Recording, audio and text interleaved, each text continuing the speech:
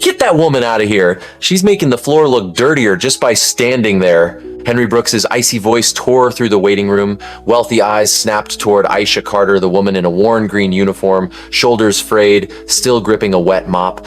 The room erupted in sneers and scoffs, a few shaking heads as if her very presence was a blemish on the polished marble floor. Aisha pressed her lips together, saying nothing, gripping the damp rubber gloves tighter. In the reflected light from the platinum watch on Ethan Caldwell's wrist, the billionaire pacing, phone in hand, Aisha seemed to shrink into a shadow, dragged to the very bottom of invisibility. But behind that lowered gaze, a storm was quietly brewing. Aisha could hear the rapid-fire words bouncing between lawyers, contract penalty, international breach, 48-hour deadline. Those phrases landed against a mind that had never forgotten the sleepless nights with law books and old notes. Amid the mocking laughter, Aisha gently pushed the mop cart, leaving a thin streak of light on the floor. That streak was like an invisible line, the boundary between contempt and evidence. No one in the room realized that line was about to be crossed. Ethan slammed the phone down, breathing hard. If Tokyo pulls out, we lose $3 billion immediately, and the press will tear us apart. His words hit like a knife, slicing through the tense air. Claire Whitmore, the head of the legal team, fumbled with her laptop, presenting glossy slides filled with red and green charts. But each page only exposed the deadlock further. A vague clause on jurisdiction was all the Japanese partner needed to threaten to sink the entire deal. Henry, still seething with his disdain for Aisha, cracked a joke to lighten the tension. "Don't worry, the janitor probably understands the law better than we do." Nervous chuckles rippled around the table, but the shadow of anxiety had already sunk in.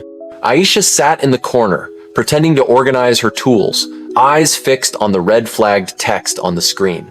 The phrase, "choice of law," blinked unfinished. Like a silent scream no one dared answer.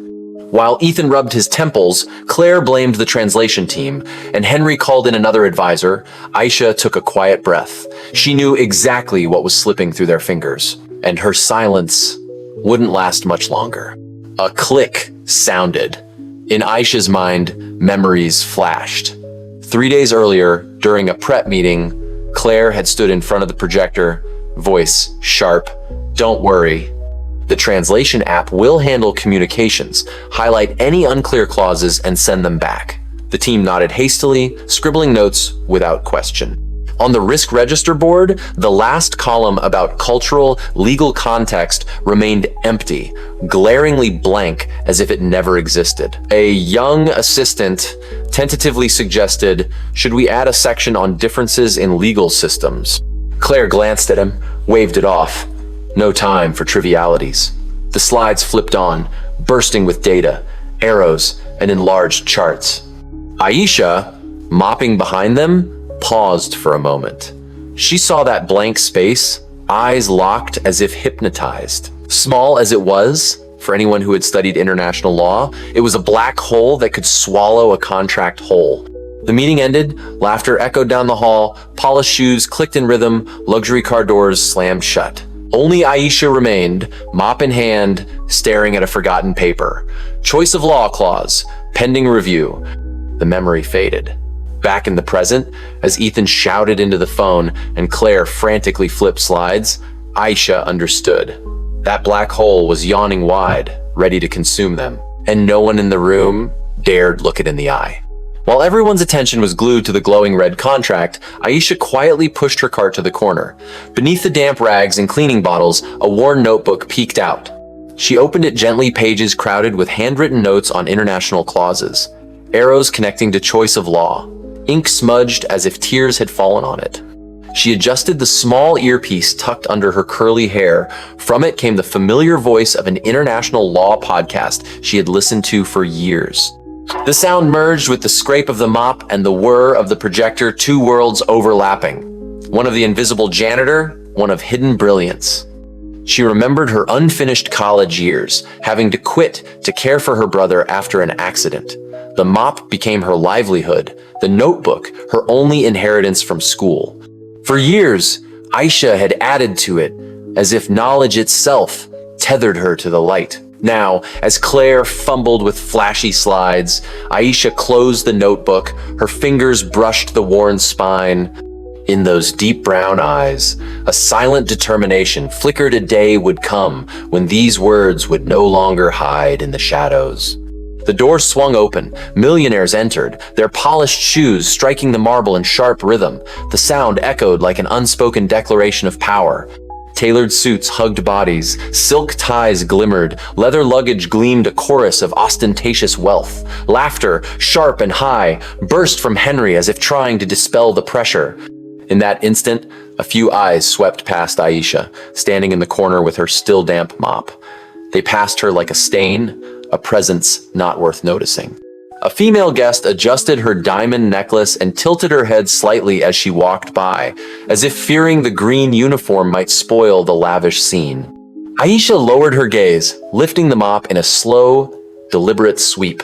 Its soft, muted sound contrasted sharply with the arrogant clicks of luxury heels. On one side, the rhythm of power. On the other, the cadence of invisibility. But it was precisely that invisibility that held a secret. The more the polished footsteps pressed forward, the thicker Aisha's silence coiled, like a rope straining to snap. And no one among the millionaires knew that the insignificant woman could be the key to saving them. The company tour began. Claire led with laptop in hand, presenting gaudy slides. Ethan wore a cold mask. Henry cracked jokes to ease tension. The Japanese partners observed, eyes sharp, questions slicing like knives. After a while, Mr. Sato stopped, pointing at a clause highlighted in red on the enlarged contract. In case of dispute, which court has jurisdiction? A simple question, yet the room froze. Claire stammered, "We will consult the translation team." Henry chimed in, "It's no big deal." But his forced smile thickened the tension. The partner spoke rapidly in Japanese. A slow shake of the head, time seemed to pause. From the far corner, Aisha bent over the cart, eyes fixed on the screen. Choice of law appeared clearly. She knew this wasn't no big deal. It was the lifeline dangling over the entire corporation. As Claire nervously flipped to the next slide, the ticking of Ethan's watch echoed like a countdown. Aisha inhaled deeply. The warning signs were unmistakable. She knew a small crack could shatter the towering facade looming before them. The meeting room door shut, metal clang echoing like a verdict. Claire stood, took a deep breath, and fired up the projector. Slides appeared, dense with charts and bullet points. "As you can see, all risks have been accounted for."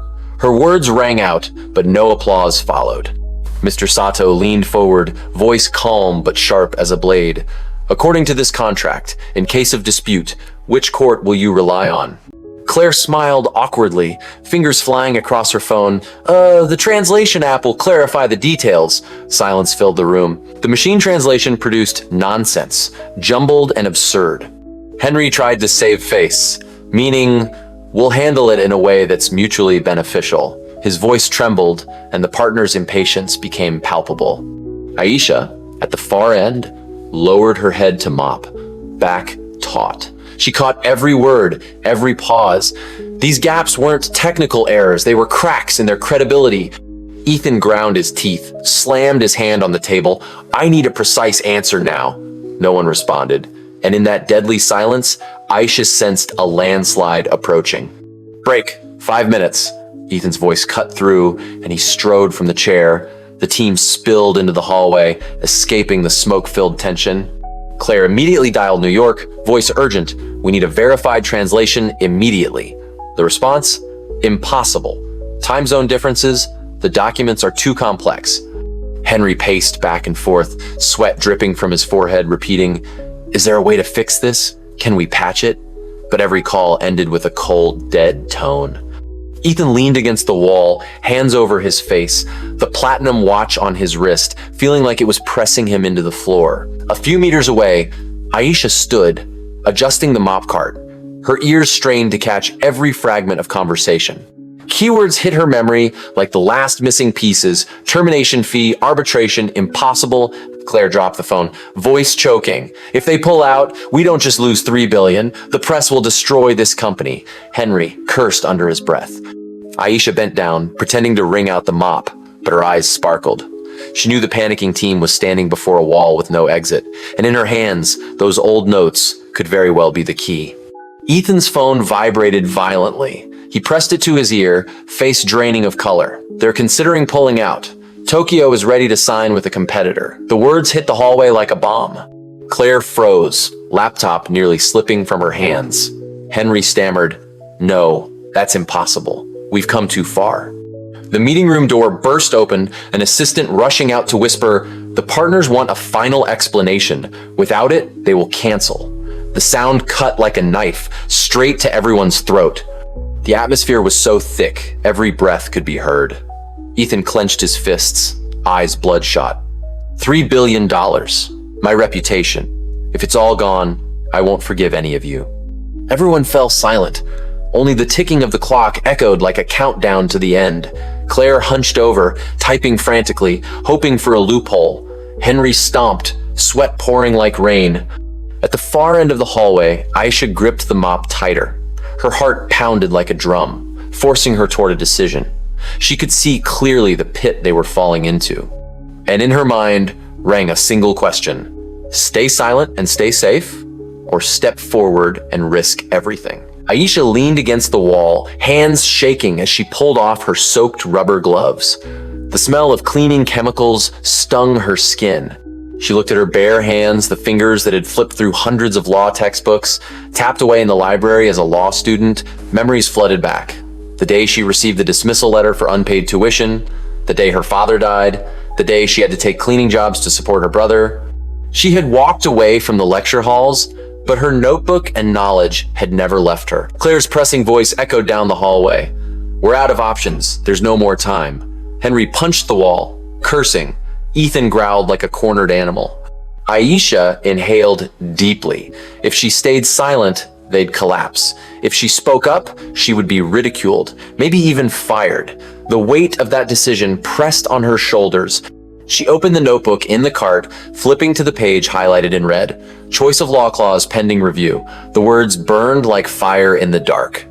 Aisha closed the notebook, eyes fixed on the meeting room door. In her chest, a firm determination began to take shape. It was time to break the invisible shell they had been trapped in for so many years. The meeting room door cracked open. From inside came Mr. Sato's decisive voice. "If you cannot explain this clause, we stop here." The room froze. Claire choked out, "Please give us more time." But the words fell flat, meaningless. Then a female voice rang out from the far end of the room, deep but clear. "That clause isn't empty, it's just been mistranslated." Every head snapped around. Aisha Carter stood there, green uniform soaked with sweat, notebook clutched in her hand. Her gaze didn't waver. Claire scoffed, "Excuse me, you're the janitor?" Henry immediately jumped in.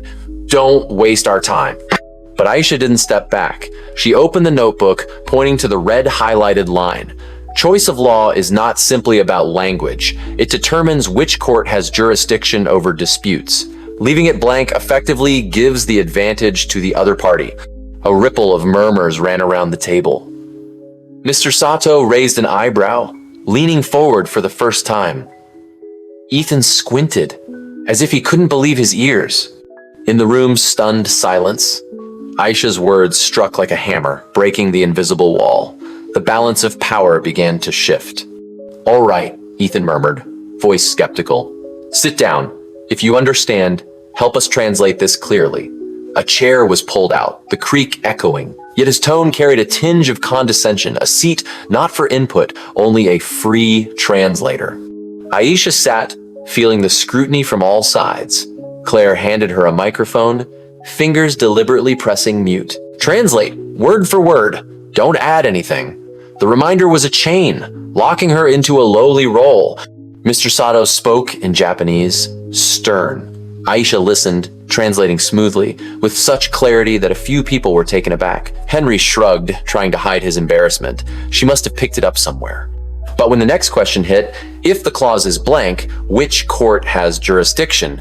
Aisha paused, then translated into English with a brief note. If not specified by convention, Japanese courts assume jurisdiction. The room went silent. Claire leaned forward. "I told you to just translate?" But the partner's eyes had shifted, now on Aisha. Though awkwardly boxed into the role of a translation tool, every word she spoke began to carve a crack in the wall of power around the table. Tension stretched like a tightrope. Claire shouted, "She has no authority." Mr. Sato raised his hand, signaling silence. He looked directly at Aisha, eyes sharp but tinged with curiosity. Then, slowly, in English, "You understand this clause better than anyone else in this room." The words fell like a verdict in reverse, overturning the hierarchy. Henry went slack-jawed, speechless. Claire's face turned purple, and Ethan furrowed his brows, fingers tapping the table unconsciously. For the first time, the billionaire leaned forward toward Aisha, wanting to hear. Aisha held her gaze steady, heart pounding like war drums. She had never imagined that her old notes would place her on equal footing with those who had once looked down on her.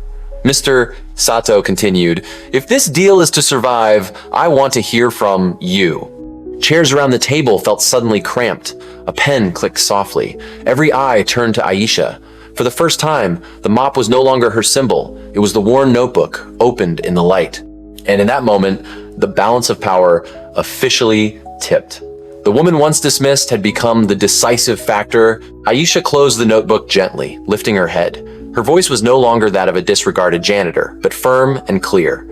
"The choice of law clause is blank, giving Japanese courts an advantage, but we can insert a temporary international arbitration appendix today to maintain balance."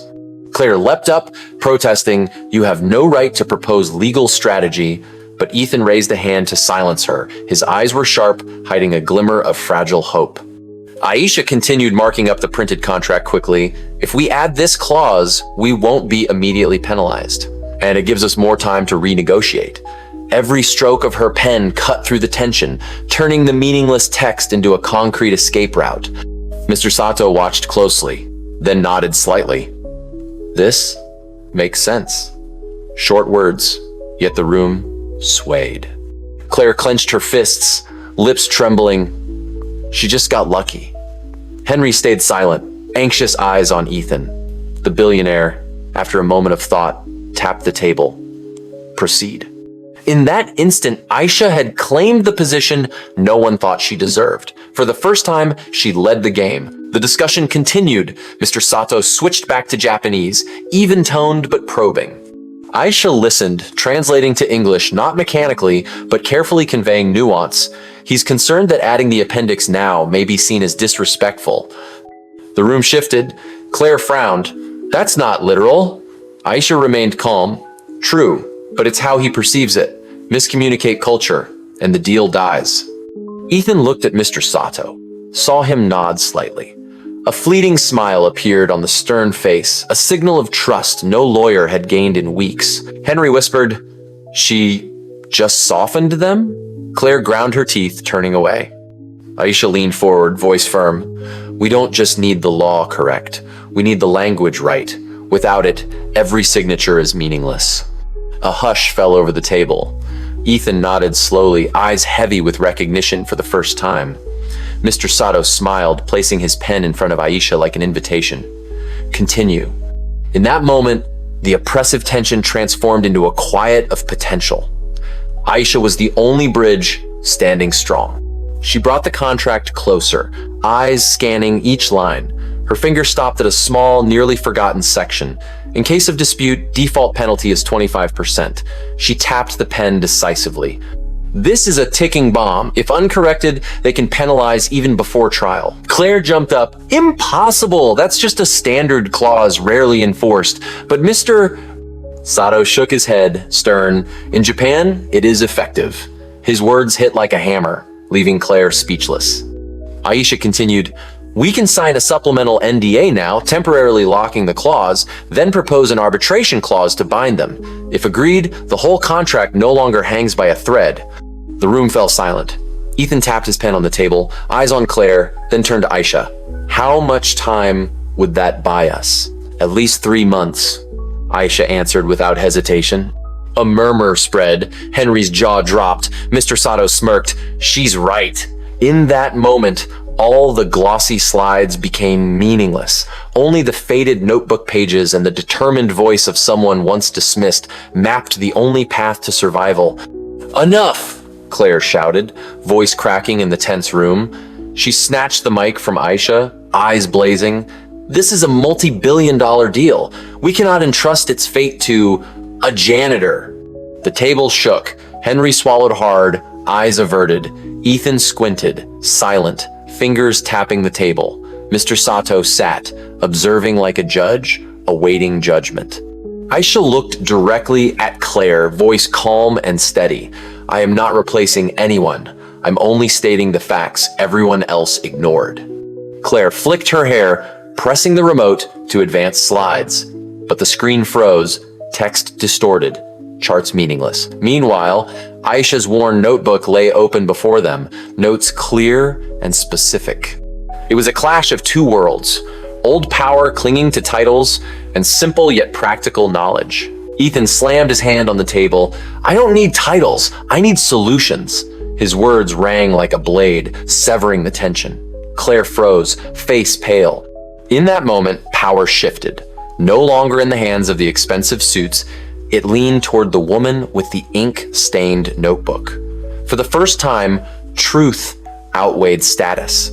Silence filled the room after Ethan's words. Then, a male voice from the end of the table cut through, blunt and unyielding. If you know so much, why are you a janitor? The question sliced straight into an unspoken wound. Every eye turned to Aisha. Claire raised an eyebrow, waiting for her to falter. Aisha hesitated briefly, hands trembling. Then she pulled a yellowed paper from the pages of the notebook. This is my final transcript from Columbia Law.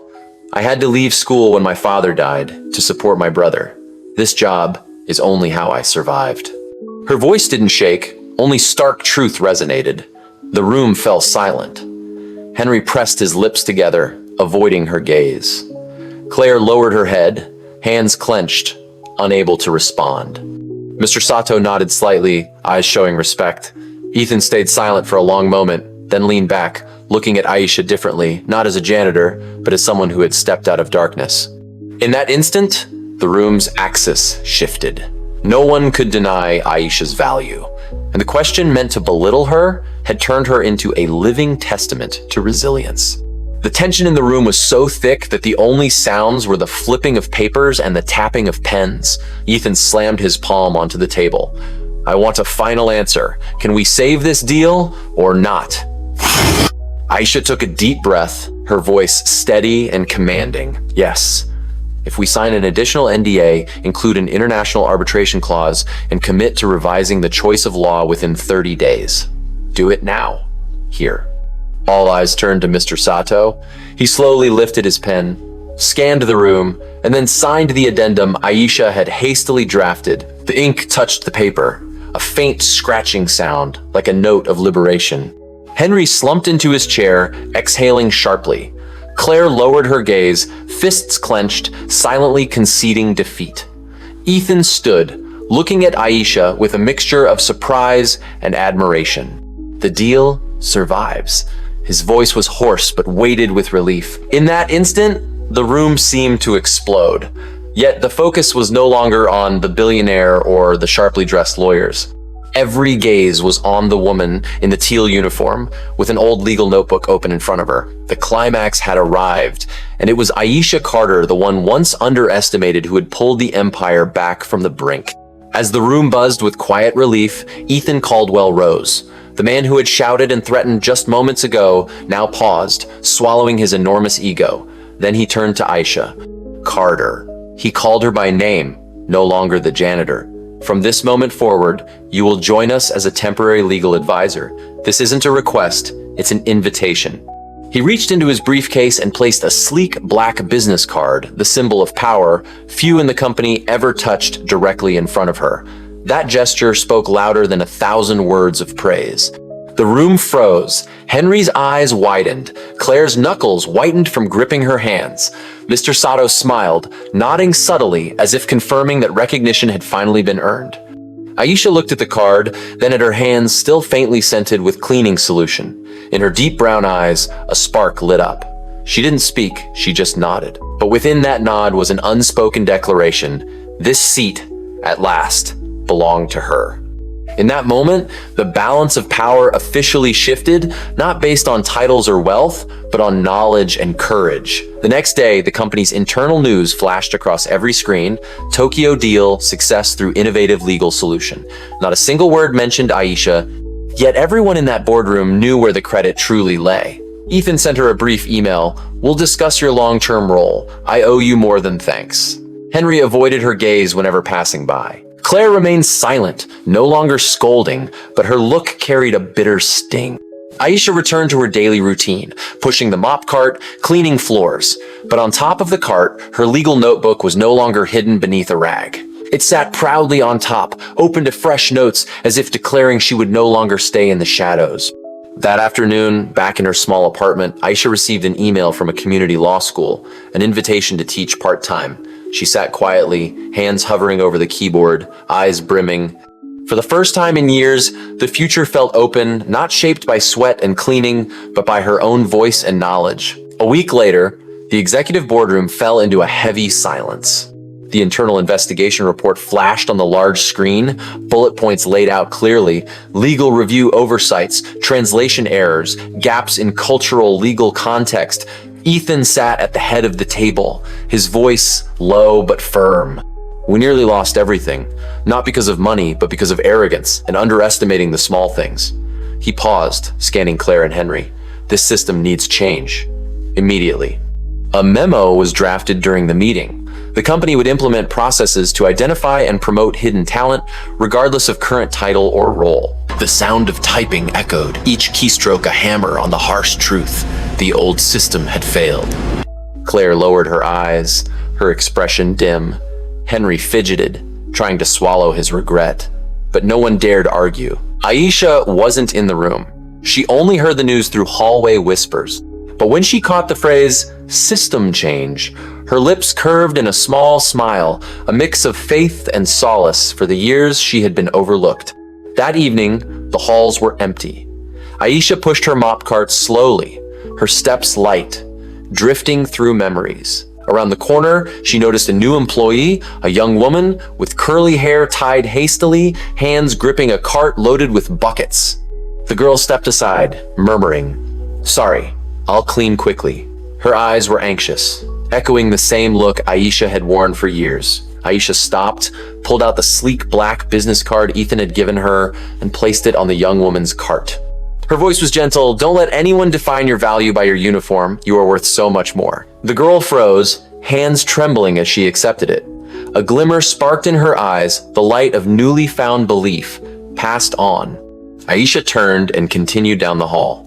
Neon lights reflected off her legal notebook, its worn cover glowing like a small beacon. In the silent darkness, that image became the final message. Knowledge and courage can change the game, no matter the prejudices stacked against you.